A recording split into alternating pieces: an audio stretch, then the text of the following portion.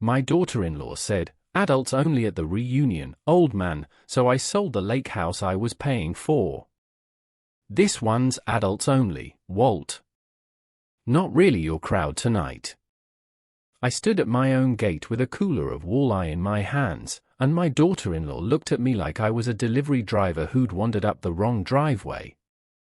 Behind her, through the screen porch I built with my own 2 hands 11 summers ago, I could see people I didn't recognize holding wine glasses.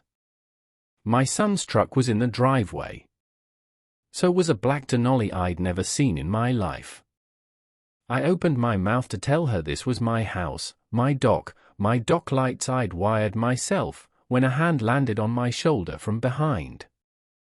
"Not tonight, Walt," Russell said, low and even. "Come have a beer at my place first. Then we'll figure out what in the hell you just walked into. I want to thank you for being here with me tonight." If this story pulls you in, drop a comment and tell me what city or town you're watching from. I read every single one. A quick note before we go further: this story weaves together real patterns many older parents and grandparents experience, blended with details shaped for the telling. The names are not the names. The lessons are the truth. By the time I understood what my son and his wife were actually doing on my own lake that night, I would already be too late to stop the first part of it. But I would not be too late to stop the rest. And before it was over, I would sell the lake house I had poured 37 years of my life into, not because they pushed me out of it, but because it was the only way left to save it from them. My name is Walter Bishop. Everyone who's known me longer than 20 years calls me Walt. I'm 69 years old. I spent 41 of those years pouring foundations and framing houses for other people, and for 3 of those decades, every free weekend I had, I built one for myself and my wife on the north shore of Lake Corbin, Wisconsin. Margaret and I bought that lot in 1988 for $11,000, which was every dime we'd saved and then some. It was nothing but scrub pine and a rotted dock when we signed the papers. Over the next 9 years, working weekends and vacations, I built the cottage board by board. Margaret painted the shutters robin's egg blue because she said it matched the color the lake turned at 6 in the morning. We raised our son Craig up there every summer of his childhood. We buried our old dog Duke under the maple by the shed. We hosted 30 consecutive 4th of July reunions on that lawn, rain or shine, and not one of them ever needed a guest list. Margaret passed 3 years, 4 months, and 11 days before the night Vanessa stood at my gate and called me a crowd I didn't belong to. I wasn't counting. I just knew. I should tell you plainly, because it matters for everything that comes after. The deed to that lake house has only ever had one name on it. Mine. Margaret and I talked about adding Craig's name to it years ago, the way you do when you're thinking about someday, about who'll take care of things when you're gone. We never got around to it, and after she died, some part of me was glad we hadn't. That house was the last whole thing I had left of her, and I wasn't ready to hand any piece of it to anyone, not even my own son. Craig married Vanessa Ferris 4 years ago, in a hotel ballroom in Milwaukee with a band that played until 1 in the morning. I liked her well enough at first.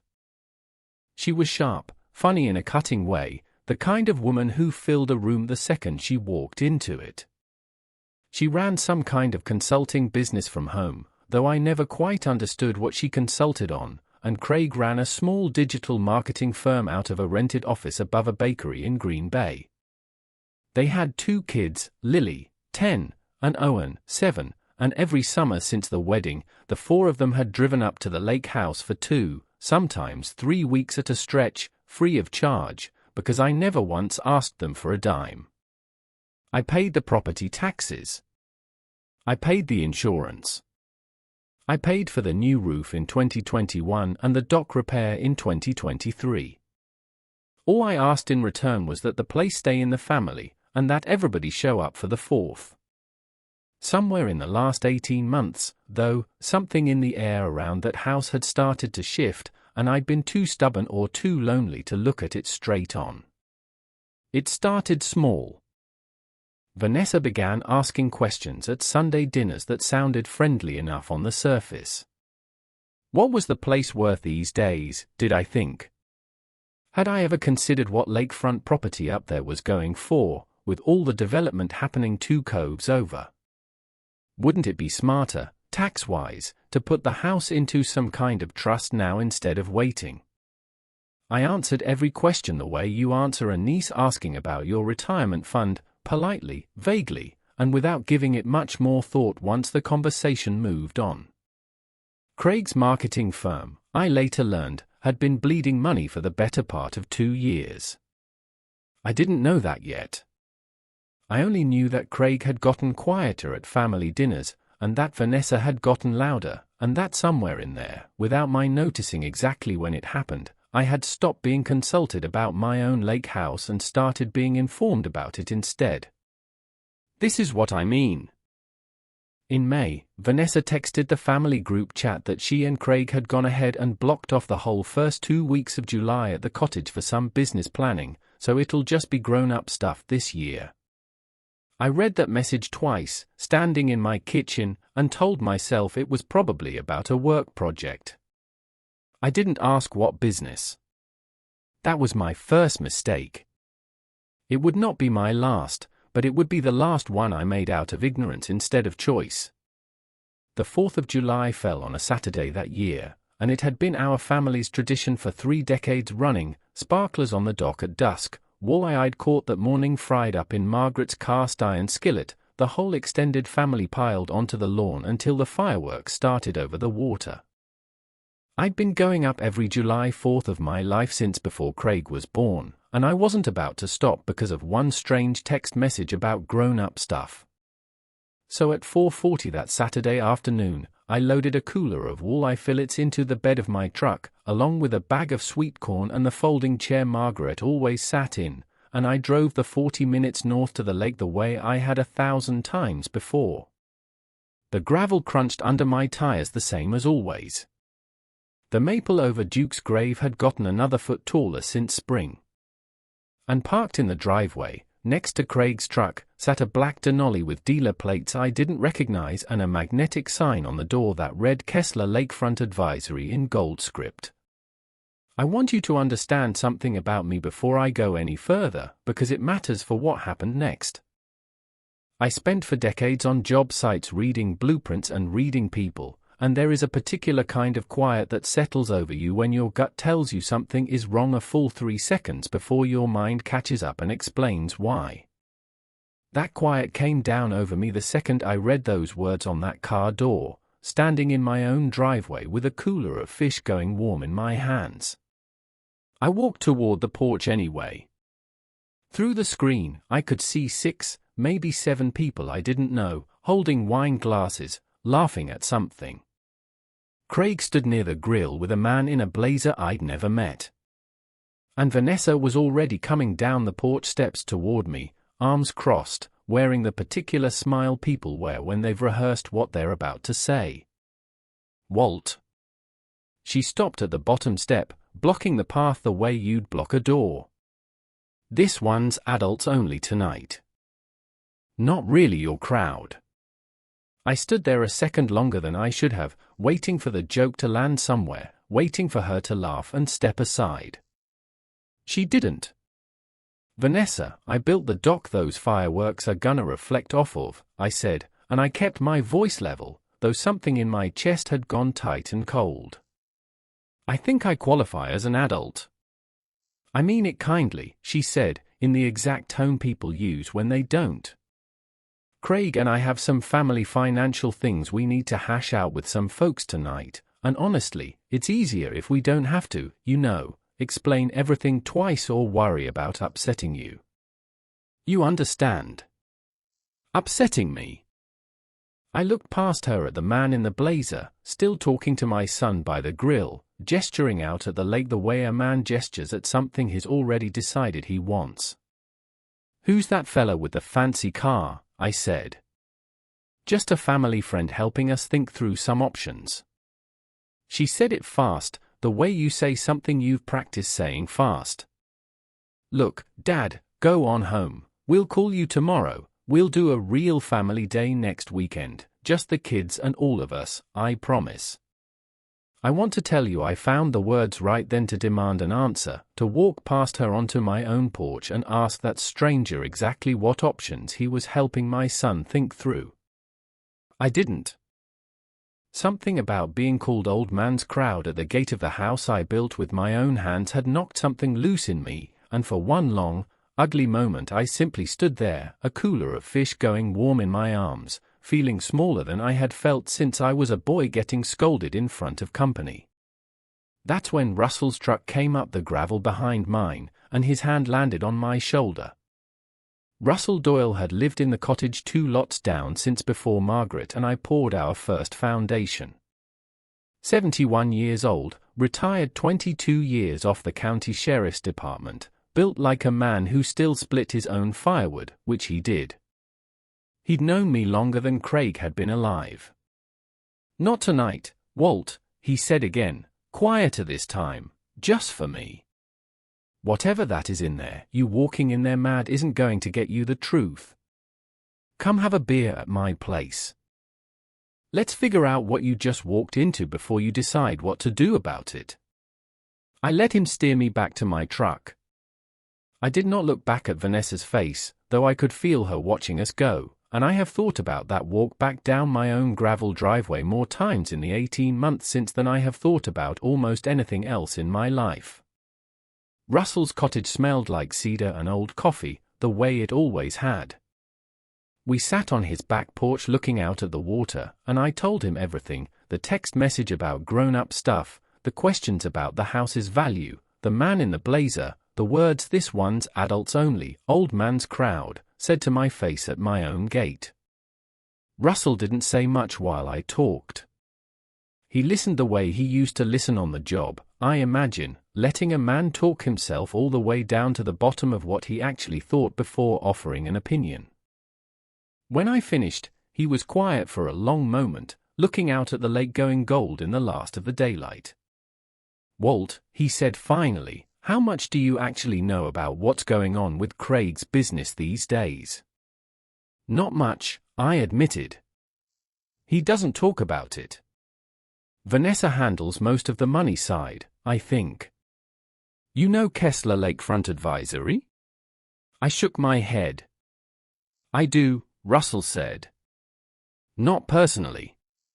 But my nephew works title over in Sturgeon Bay, and that name's come up twice this year in conversations I wasn't supposed to be listening to. They broker land deals for developers looking to buy up lakefront before the owners know what it's really worth. Sometimes they work fast and clean. Sometimes they work on families where somebody's got money trouble and somebody else has got a deed with only one name on it." I felt something go very still and very cold in the center of my chest.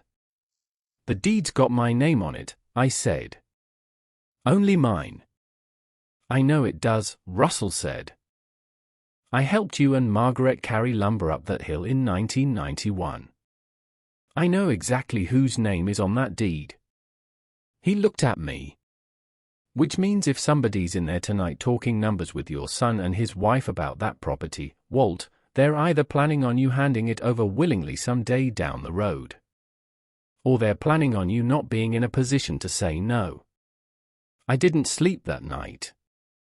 I lay in my own bed 40 minutes south of the lake, staring at the ceiling fan turning slow circles above me, running back through 18 months of small moments I'd been too grateful for company to examine closely. The questions about the house's value. The trust talk. The way Craig had started avoiding my eyes at dinner. The way Vanessa had started calling me sweetly, always sweetly, right before asking about my retirement accounts, my will, whether I'd ever thought about getting things squared away properly while I was still sharp enough to do it myself. While I was still sharp enough. I sat straight up in bed at 2 in the morning turning that phrase over and over, because I understood, all at once and much too late, that it hadn't been a compliment when she said it. It had been a countdown. I called Russell at 7 the next morning. I want to know what's really going on out there, I said. Before I do anything else, I want to know. Then you're going to need 3 things, Russell said, without hesitation, the way a man says something he's already thought through. You're going to need a lawyer who specializes in elder property and estate fraud, not the general practice fella who did your will 15 years ago. You're going to need somebody who can dig into paper trails the way I can't anymore. And you're going to need proof, Walt. Not suspicion. Proof. Where do I start? You start, Russell said, with the lawyer I've been telling you to call since Margaret passed. Ruth Callahan had been Margaret's college roommate at the University of Wisconsin, and Margaret had trusted her with every legal question either of us ever had for the better part of 40 years. She was 72 now, silver-haired, sharp as a fresh-honed chisel, running a 2-room practice above a hardware store in town because she said she'd tried retirement once and found it insufferably quiet.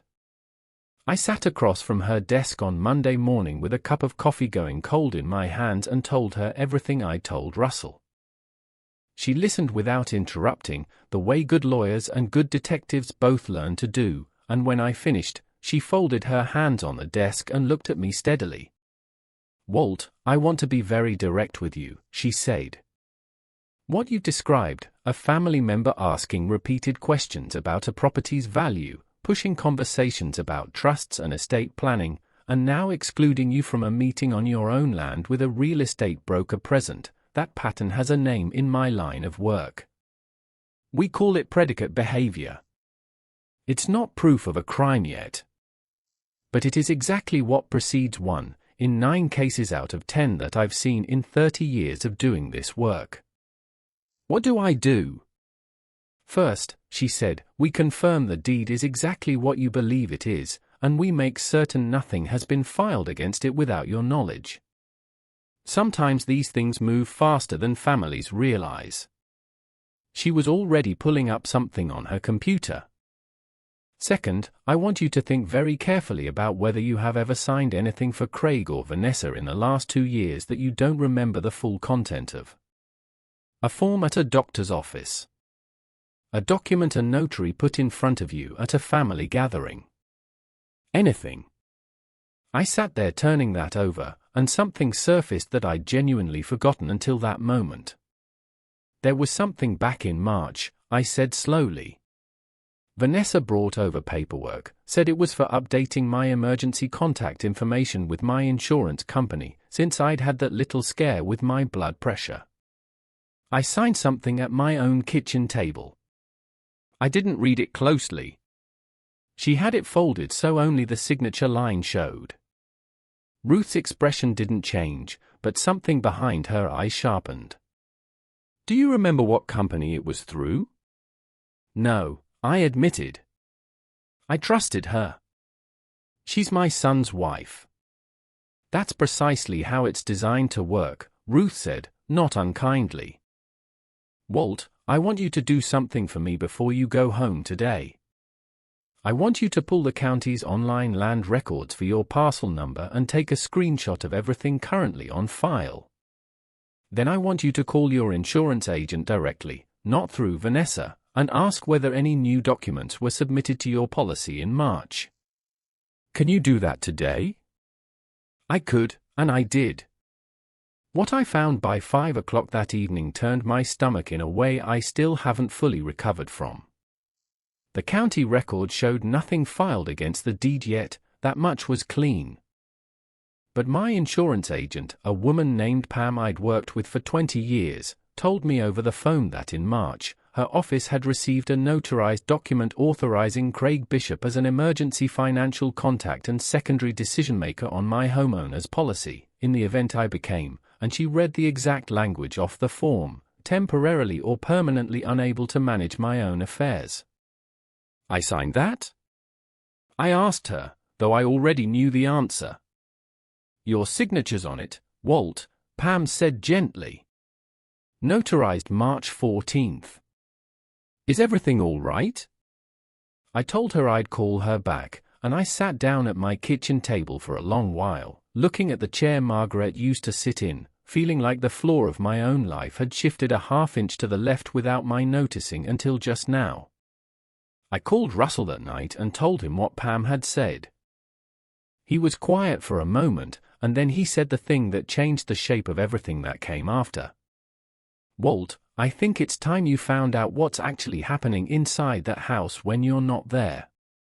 Not what they tell you. What's actually happening. How am I supposed to do that?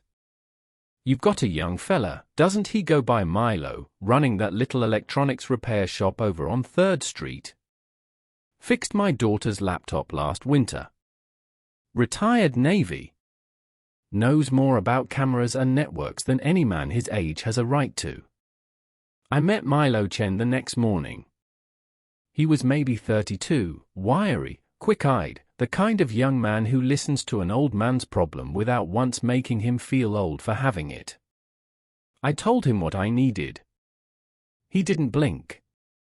"Mr. Bishop, if the house is legally yours, sole owner, no dispute on the deed, then you have every right to install security equipment on your own property, even if other people are staying there.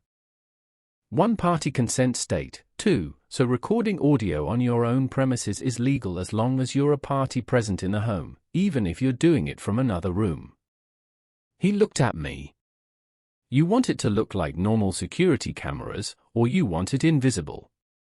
"Invisible," I said. "I want to know what's really being said in that house, not what gets said once they know I'm watching." He installed 5 units over the course of a single afternoon while Craig and Vanessa were back in Green Bay and the cottage sat empty, one in the smoke detector above the living room, one behind the clock radio in the kitchen, one tucked into a bird feeder mounted outside the porch windows that faced the driveway, one in a fake router box on the bookshelf in what used to be my study, and one in the ceiling fan housing in the guest bedroom Craig and Vanessa always used. Every feed synced to an encrypted cloud account and to an app on my phone. Milo showed me how to review it all, how to search by motion event, how to pull audio transcripts if I needed them for later. "One more thing," he said, as he was packing up his tools. "You mentioned that broker's name. Kessler Lakefront Advisory. Give me a day.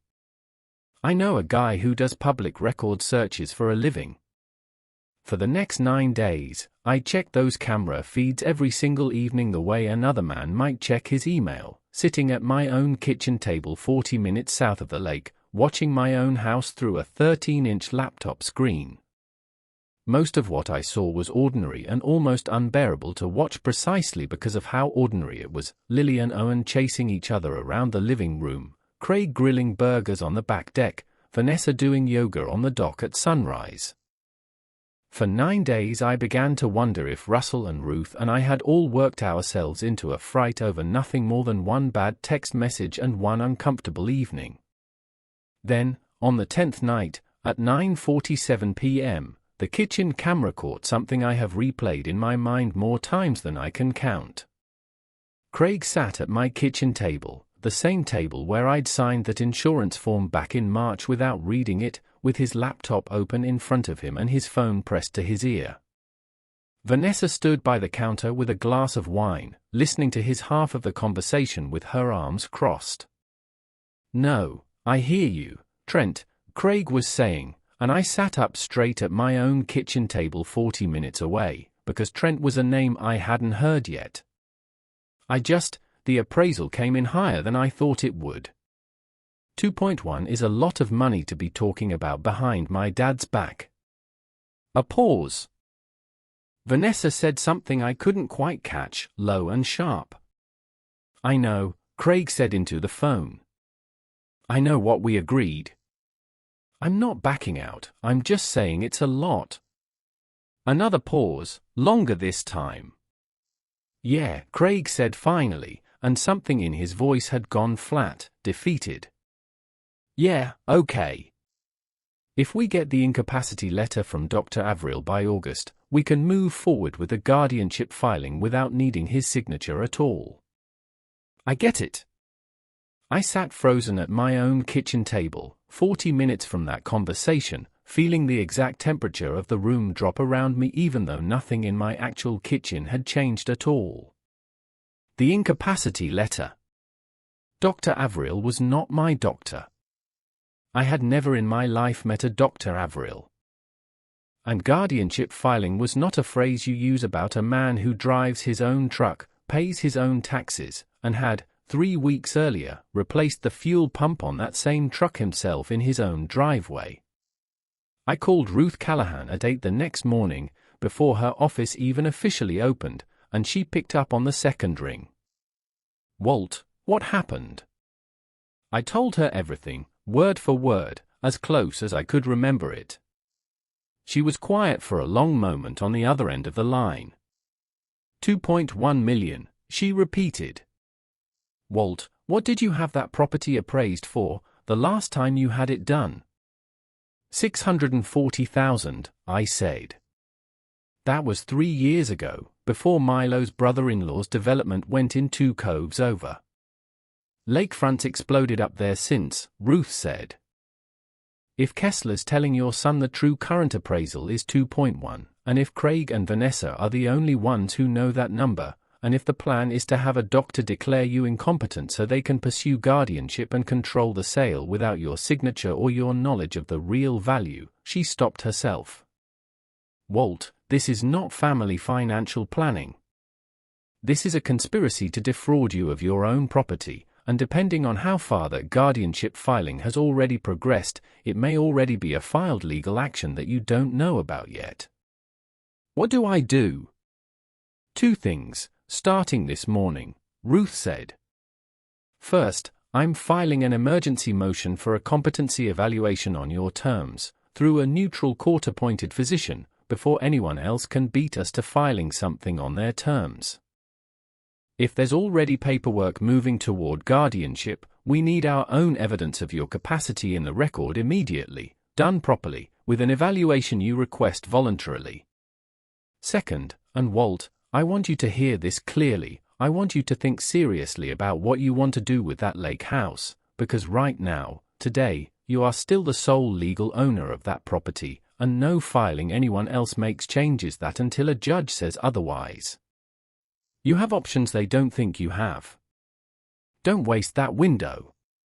I hung up the phone and sat at my kitchen table for a long time, looking out the window at nothing in particular, turning over what she'd said. You have options they don't think you have. I want to tell you honestly that in that moment, the anger I felt wasn't loud.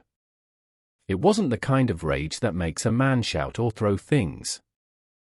It was quiet and it was cold and it had settled into my chest like the lake itself in November, and it did not move for the rest of that day, or the day after.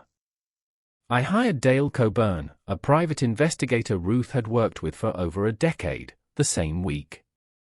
Dale was 54, built like a man who'd spent most of his career doing surveillance out of parked cars, with the patient, unhurried manner of someone who has learned that most people eventually hang themselves with their own rope if you just wait long enough.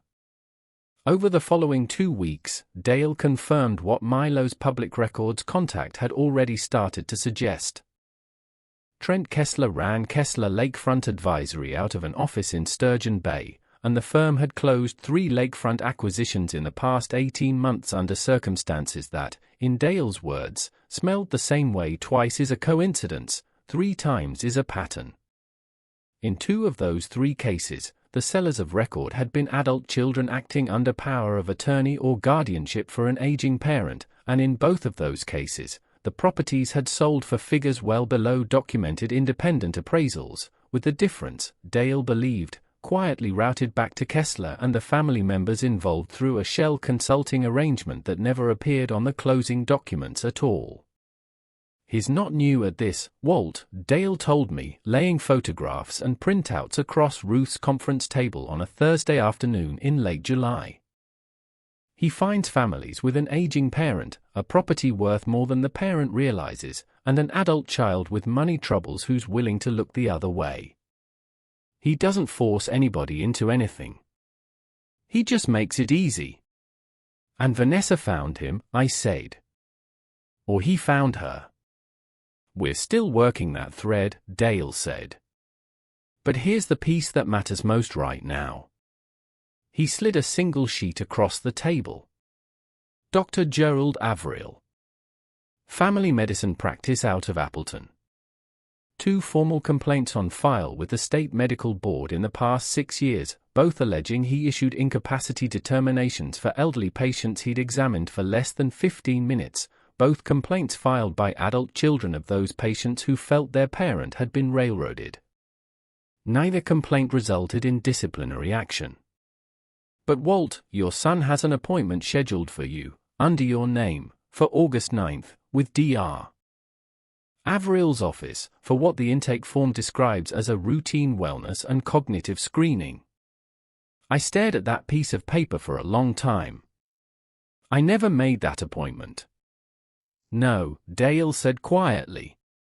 Somebody made it for you. I want to pause here and tell you something, because I think it matters more than almost anything else in this story. In the weeks that followed, I found myself grieving something I hadn't expected to grieve at all. Not the house. Not the money. I found myself grieving the version of my son I had believed still existed underneath whatever had happened to him, the boy who used to fall asleep in the bow of our canoe with his hand trailing in the lake water, who used to help me stack firewood every October without being asked twice. I did not yet know, in those weeks, whether that boy was still in there somewhere, buried under debt and a wife who'd found his weak spot and pressed on it steadily for 2 years. I only knew that whoever had scheduled that appointment under my name, without my knowledge, for a doctor with a documented history of exactly this kind of harm, had already made a choice about which version of Craig they intended to be. If you're still with me right now, drop the word watching in the comments below, because what I found out next changed everything about how I decided to move forward, and I promise you, it is not what you think. Ruth's emergency competency filing came through faster than either of us expected. On the 1st of August, I sat in a small conference room in Green Bay across from a court-appointed neurologist named Dr. Patricia Sowinski, who spent 90 minutes putting me through a full cognitive evaluation, memory, reasoning, orientation, financial decision-making scenarios, the works. At the end of it, she looked at me with something close to bemusement. "Mr. Bishop, I want to be direct with you," she said. "Your scores place you well within the normal range for a man of any age, let alone 69. Whoever referred you for this evaluation was not doing so out of medical concern. I referred myself," I told her. I wanted it on record before anyone else could put something different on record about me. She studied me for a moment. "That was a wise decision, Mr. Bishop. In my professional opinion, an unusually wise one." 2 days later, Ruth called me into her office with a printout in her hand and an expression I hadn't seen on her before, not quite anger, something colder and more focused than that. "Walt, I want you to sit down for this," she said, and I did. "My contact at the courthouse flagged something for me this morning. A petition for temporary guardianship was filed in county court on July 29th. Petitioner is Craig Bishop. Respondent is you." I sat very still. It cites a supporting letter from Dr. Gerald Averill, dated July 24th, indicating a diagnosis of early-stage cognitive decline based on, and I'm quoting directly here, a comprehensive in-office evaluation conducted July 20th. "I was never in that man's office on July 20th, I said. "I've never been in that man's office at all." "I know," Ruth said. "Which means either this letter was fabricated wholesale, which is a felony in this state, or Dr. Averill signed off on a diagnosis for a patient he never examined, based on information provided to him by someone other than you, which is also, separately, a felony." She set the paper down. "Walt, this is no longer predicate behavior. This is an active, filed, fraudulent legal action, and it is moving through the county court system right now with a hearing date already scheduled for August 22nd. Can they win?" "Not with what we have," Ruth said. "Dr. Sowinski's evaluation alone dismantles their medical claim. But Walt, I want you to understand something. Winning this hearing gets you a judge's ruling that you're competent. It does not get you justice for what they've already tried to do to you. It does not get you the full truth about how deep this goes, or how many other families Trent Kessler and Gerald Averill have done this to before you.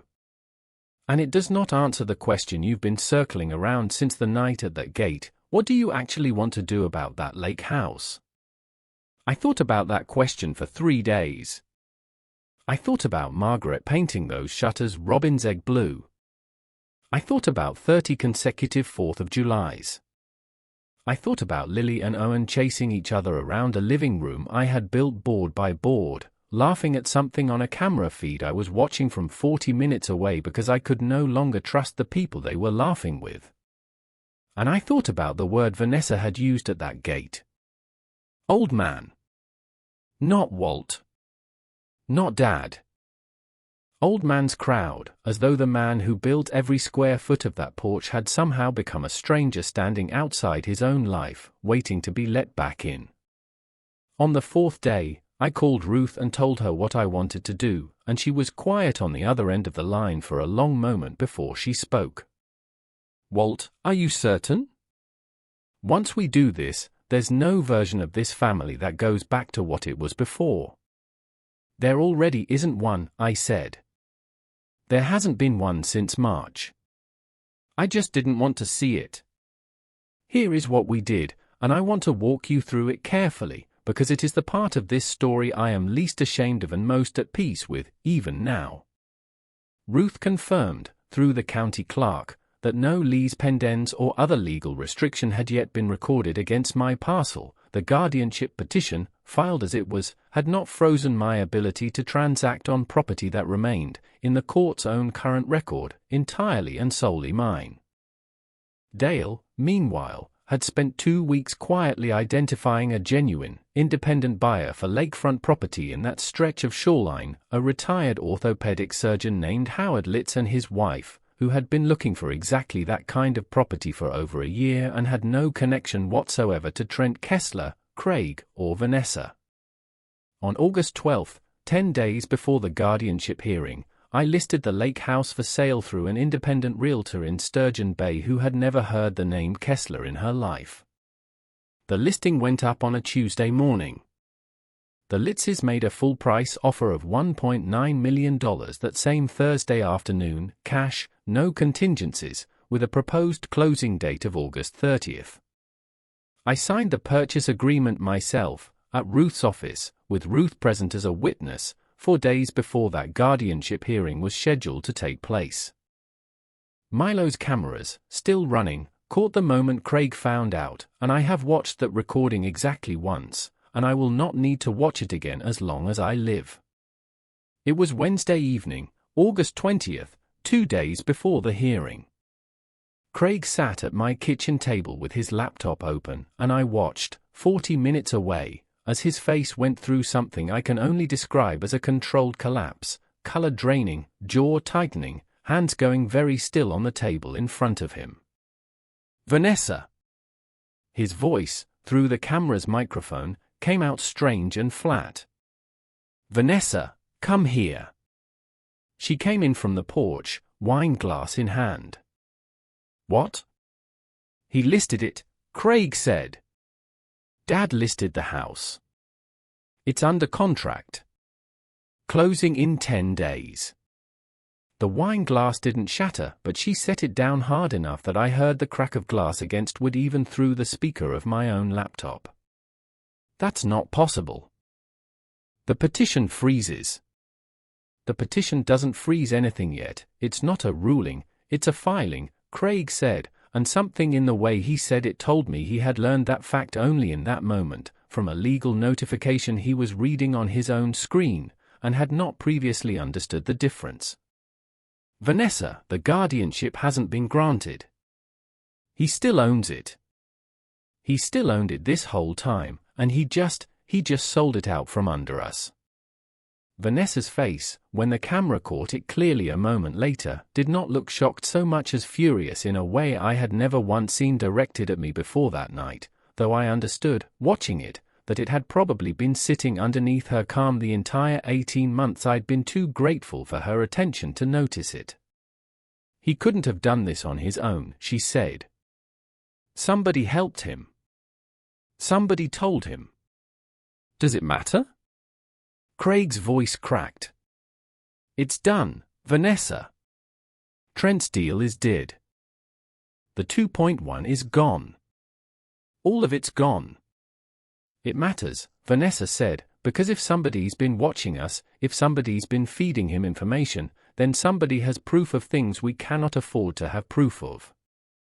I sat at my own kitchen table, 40 minutes away, and felt the cold, steady anger that had been sitting in my chest since that night at the gate finally settle into something I recognized as clarity. She was not afraid of losing the house anymore. She was afraid of what else might already be known. I called Ruth that night and told her what I'd heard. She was quiet for a long moment. Walt, she said finally, I think it's time we brought Detective Reyes into this formally. Not just for the guardianship fraud. For everything. Detective Angela Reyes of the County Sheriff's Department was 46 years old, compact, precise in her movements, with the particular stillness of someone who has spent 2 decades learning to let other people fill silences with information they didn't intend to give. She sat across from me at Ruth's conference table on the morning of August 21st, one day before the guardianship hearing, and listened without interrupting as I walked her through every piece of it, the text about grown-up stuff, the gate, Russell, Milo's cameras, the insurance form I'd signed without reading, the fabricated incapacity letter, Trent Kessler's history with 2 prior families, the sale to the Litzes. When I finished, Detective Reyes sat back in her chair and was quiet for a moment. Mr. Bishop, I want you to understand the scope of what you're describing, she said. A fraudulent medical incapacity letter used to support a guardianship petition is elder financial exploitation and likely forgery under state law, both felonies. If Dr. Avril issued that letter without ever examining you, that is separately a violation of his licensing obligations that the state medical board will want to know about immediately, and potentially insurance fraud if it was billed to any insurer. If your son's real estate broker has done this with other families before, as your investigator's research suggests, we may be looking at a pattern that a prosecutor would classify as organized fraud rather than an isolated family dispute. She looked at me steadily. How much of this do you have on recording? All of it, I said. Every conversation in that kitchen for the last 3 weeks. Then I'm going to need copies of everything, and I'm going to need to bring in the county prosecutor's office before this guardianship hearing happens tomorrow, not after, Detective Reyes said. Because right now, your son and his wife believe they are 1 court date away from controlling a $2.1 million sale. When that hearing happens tomorrow and they learn the property is already sold to someone else entirely, and that a detective is standing in the courtroom, I expect at least one of them is going to say something they will not be able to take back. The hearing took place on the morning of August 22nd in a small county courtroom that smelled like old carpet and fresh coffee. I sat beside Ruth at one table. Craig and Vanessa sat at the other, beside an attorney I didn't recognize, a man in an expensive suit who kept glancing toward the back of the room every few minutes, as though he was expecting someone who hadn't yet arrived. Trent Kessler never showed up. I would learn later that Dale had already alerted Detective Reyes to a flight Kessler had booked out of Milwaukee for that same morning, and that a deputy had intercepted him at the gate 40 minutes before boarding. Judge Everett Monroe, a heavy-set man in his 60s with the unhurried patience of someone who had presided over 1,000 family disputes and had learned to let the paperwork do most of the talking, reviewed Dr. Sowinski's competency evaluation first, then Dr. Avril's incapacity letter, side by side, in silence, for what felt like a very long time. "Counsel," he said finally, looking up at the attorney beside Craig and Vanessa, "your petition rests entirely on a letter from a physician indicating an in-office evaluation on July 20th. Petitioner's father has a sworn, independent, court-ordered evaluation from a licensed neurologist dated August 1 indicating full cognitive competency, and a signed statement from his own physician's office confirming Mr. Bishop had no scheduled or completed appointment with Dr. Avril's practice on July 20. Or on any other date. Can you explain that discrepancy? The silence that followed lasted long enough that I could hear the courtroom's old wall clock ticking. Your Honor, the attorney said finally, we'd request a brief recess to confer with our clients. You'll have 5 minutes, Judge Monroe said. I'd encourage you to use them.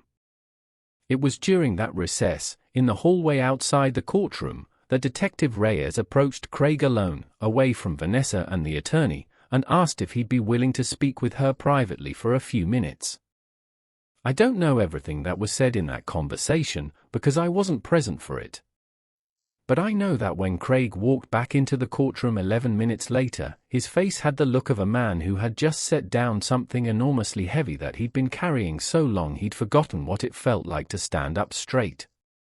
The guardianship petition was formally withdrawn before the recess ended. Judge Monroe closed the file with a note that stated, in language Ruth later told me was as pointed as judges are permitted to be, that he was referring the matter to the county prosecutor's office for further review given significant and unresolved questions regarding the authenticity of medical documentation submitted in support of this petition. Craig was arrested 9 days later, on the last day of August, on charges of forgery in the second degree and attempted exploitation of a vulnerable adult. He did not resist.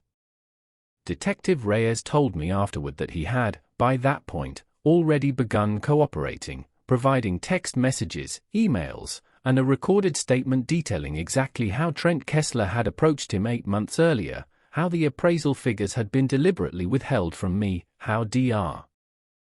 Avril had agreed to sign the incapacity letter for a payment of $11,000 routed through a shell account Vanessa had set up under her maiden name.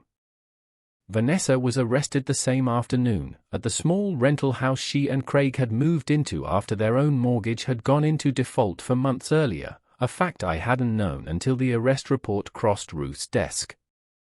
She was charged with conspiracy to commit fraud, forgery, and attempted exploitation of a vulnerable adult, and, once Dale's earlier research into Trent Kessler's prior transactions was formally handed to the prosecutor's office, with conspiracy to commit a pattern of organized fraud, a charge that carried significantly more weight. Trent Kessler was arrested at the airport that same morning the guardianship hearing had been scheduled, his flight to Charlotte still boarding without him.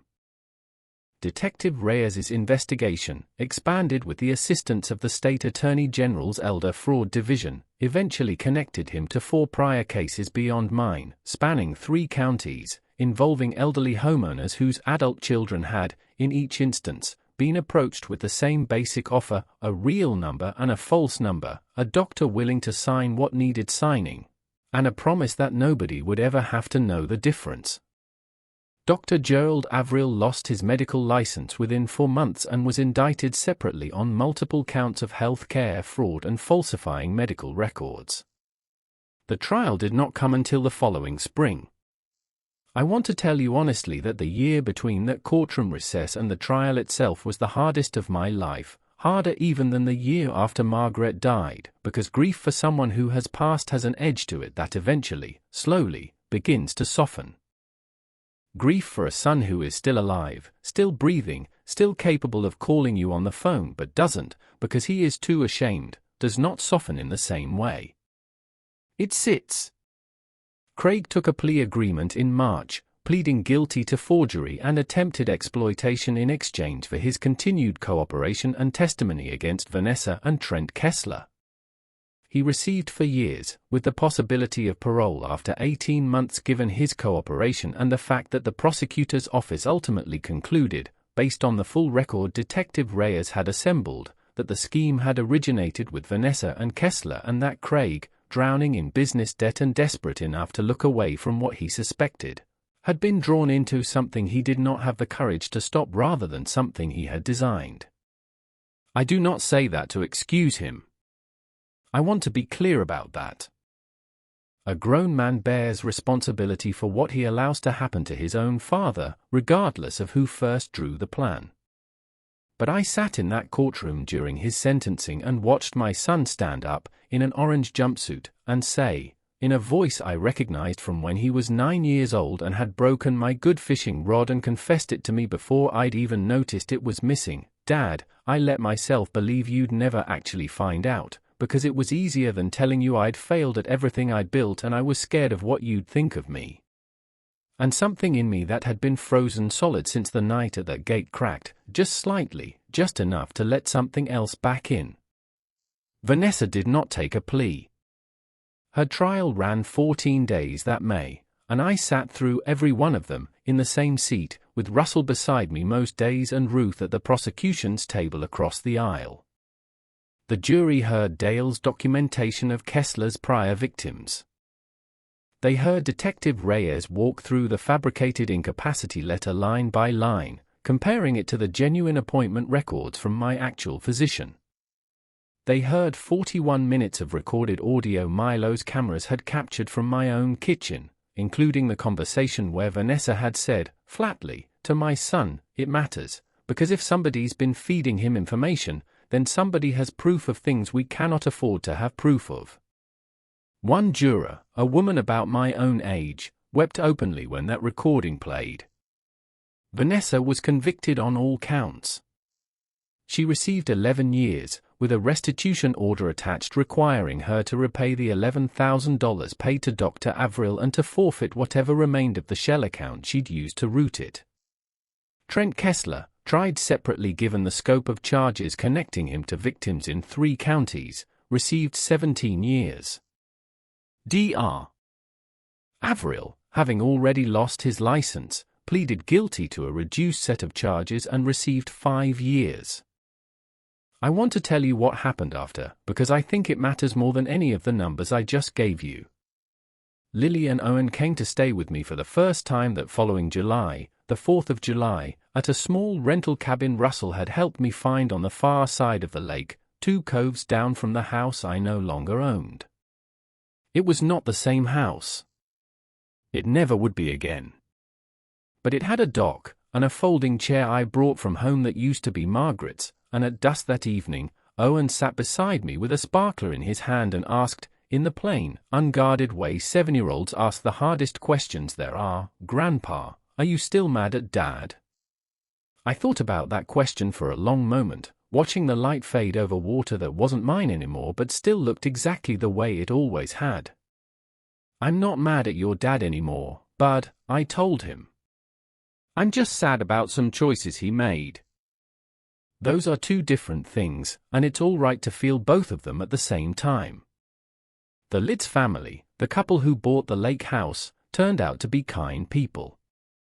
Howard Litz called me that first September, unprompted, to say he and his wife had found a box of old photographs tucked behind a loose board in the shed, pictures of a much younger Margaret and me standing in front of a half-built porch, and pictures of Craig as a boy, no older than 5, holding up a sunfish he'd caught off that same dock. Howard offered to mail them to me. I drove up and got them in person instead, and Howard walked me down to that dock one more time, and let me stand there for a while by myself before we shook hands and I drove home.